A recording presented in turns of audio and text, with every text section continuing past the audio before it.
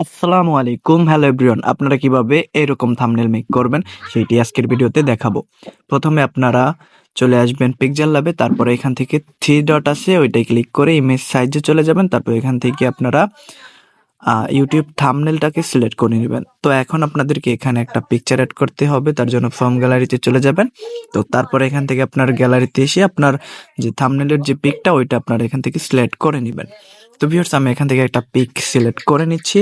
তো তারপরে এটাকে আপনার সাইজ মতো বসিয়ে নেবেন। দেন আমাদের ইমেজটা কিন্তু আমাদের ইউটিউবের যে সাইজ আছে ওইটাই হয়ে গেছে। তো তারপরে এখান থেকে আমাদের যে গানটার লেয়ারটা আছে, যে নামটা, ওইটা আমরা এখান থেকে লিখে দিয়ে দিব। তো আমি লিখতেছি, দেখেন এই গানটার যে নামটা আছে ওইটা আমি এখান থেকে লিখে দেব। তারপর কিন্তু আমরা এটাকে নিয়ে নেব এখানে। তো আমি গানটার নামটা লিখছি।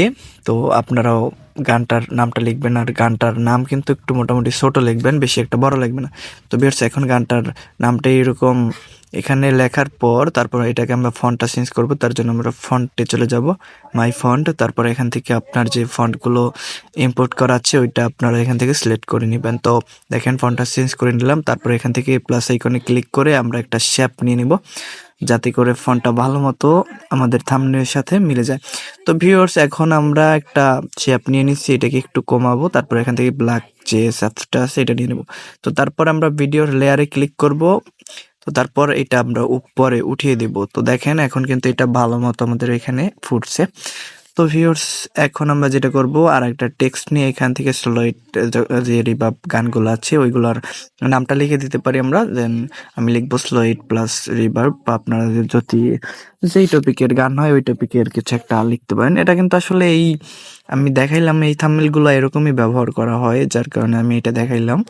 তো এরকম করে কিন্তু আপনারা লিখতে পারেন। তো তারপর আমি চলে যাব এখান থেকে ফন্টে যাওয়ার পরে এখান থেকে কিন্তু আমি একটা ফন্ট বেছে নিয়ে নিব, যে ফন্টটা আমার এখান থেকে পছন্দ হয়।